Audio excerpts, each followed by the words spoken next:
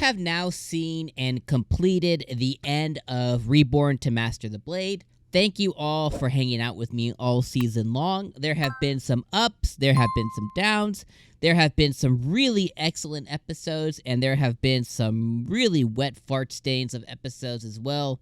The last episode of the season, I think, was serviceable.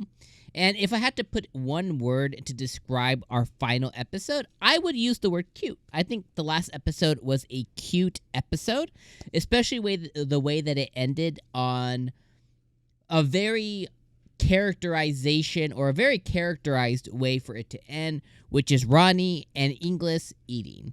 And I think that the show, if anything, has made it a real point to really convey to us that 𝐒𝐿𝐴 loves to eat. And I think that this ending on them eating and gorging out on food was very in character for Ronnie and very in character for 𝐒𝐿𝐴. And I think it was very well animated too, the way that they animated their expressions on their faces and stuff. So again, if I had to sum up the episode, or the final episode we may ever see for this anime, I'd probably just sum it up as it was a cute final episode. Now, was it good? That is left in the eye of the beholder, right? And I personally don't think it was good. I don't think it was bad.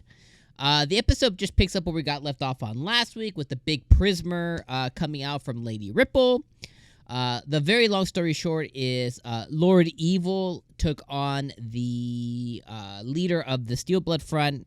He was eradicated, destroyed. I don't know what the hell really happened with Evil, but he disappeared. I'm assuming that Evil isn't dead, but he's definitely gone for now. The leader of the Steel Blood Front basically said, yo, 𝐒𝐿𝐴, I don't want none. We're good here. I don't want to fight anymore. So they dipped out. They peace set.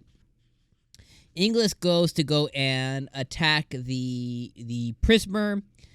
Before we get that, we get Silva. We get a long speech and a long backstory and a long bullshit, blah, blah, blah.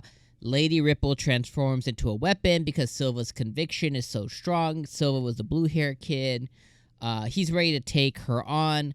Apparently, we find out later that maybe he was going to go through... Maybe, taking her power in is just too much. It would have put him on the dark side. The dark side of the Force. Or something, some stupid-ass reason. But he was going to be cool, and then 𝐒𝐿𝐴 comes in and just gives him one of those little whacks in the stomach and knocks him out. Ripple retransforms back into her non-weapon form. That whole entire thing is just weird. The whole weapon transformation person thing, a person transforming into it, like it's just it's silly, but whatever, dude. Okay. So she breaks her, and then 𝐒𝐿𝐴 goes on a power rampage and destroys the Prismer, and she hits him with the Ether Breaker, and I was like, okay. So she does her final move or whatever on it, and all that stuff. Then we get the king. Basically, we get the end of the episode. We get the king of the land that 𝐒𝐿𝐴 saved Lord Evil from her, or saved him from Lord Evil, and he honors 𝐒𝐿𝐴 with a promotion to being commander of the Royal Guard. She denies the role. Ronnie loses her mind. She declines the offer. There's a lot of nanis. And then we get the end of the episode with them eating. That's basically what the hell happened this episode, and it was all fine.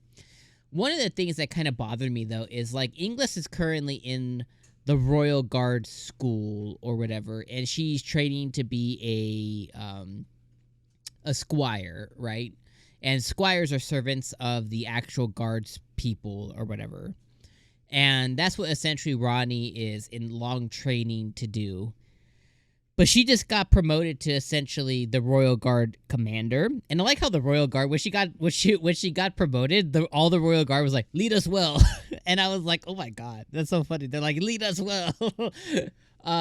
But the problem that I have, and this might be just a silly nitpick, as most things when it comes to an opinion are, they're just something that you personally don't agree with or like, is what's the point of being like, what's the point of being in the school and everything? The point of being in the school is to graduate and be part of the Royal Guard or be part of the Highlander Guard or whatever.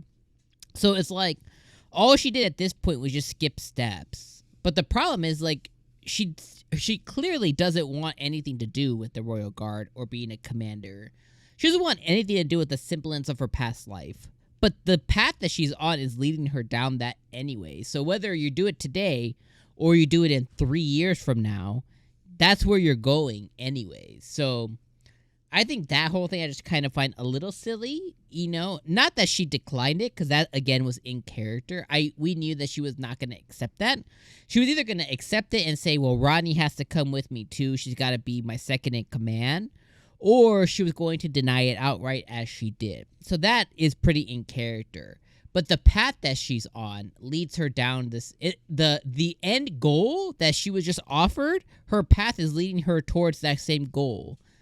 So that was the only thing that was a little bit, about, regardless, it is what it is. I mean, it's just some dumb, stupid writing, some fluff piece that is just set there just as, world building, character setting and stuff like that. So no biggie there, you know what I mean? It just is what it is. But, if you actually take a second and think about it, it's like, well, it's like instead of running to the finish line, you just get dropped off at the finish line. You know what I mean? And I don't know. I don't know. It's just it's a silly moot point for me, but it just is a point. But overall, it was a cute episode. It was a fine season. It's a fine anime. 6 out of 10. Nothing great. Could have been better. There was a lot of, for me, there was a lot of hype going into this. Well, no. Let me rephrase that. There was no hype, and episode 1 made me go like, wow, this is gonna be something, guys. This is gonna be really cool. I can't wait to see more of it. And then it just was dog shit. I hate to be an ass about it, but it's like episode 1, I was like, oh, this is cool. We have this old dude. He was a king. He's getting reincarnated. He got reincarnated into a girl. He wants to like leave his old life and focus on this. Then we find out that these Highlanders exist. Are they a descendant of him? Is this his old? Is this his old empire that have just taken over or reigning over? Is he going to go up there? Is he going to find out what his descendants were? Is he going to find out this? Is he going to find out that? We didn't find out jack shit. We didn't find out nothing. So, like, all the potential the anime had just thrown to the wind. So, I don't know. 6 out of 10, y'all. I know I'm harsh sometimes, but I'm real. It's just part of my personality is what it is. Let me know what you agree with. Let me know what you don't agree with. But one thing that I think we all agree with is I do appreciate you being here with me all season long, especially if you're still here in this part of the video. Thank you for tuning me all season along with my crazy-ass opinions. They will be back next season in spring. We have a lot of anime, like 20+ anime we're going to be watching in the spring. Not going to be covering every anime on the channel, obviously. Going to cover the ones that you guys want to see the most, as well as the ones that I find enjoyment on episode 1s the most. But it's going to be a crazy season because there's a lot of anime. And another season with a ton of anime is fantastic. So thank you for joining me all season long. It's been quite a pleasure to chill with you guys. Tell me your final thoughts in the comments, and don't forget to hit like before you dip out. It helps me a lot. All right, I'll see you guys in spring. Peace.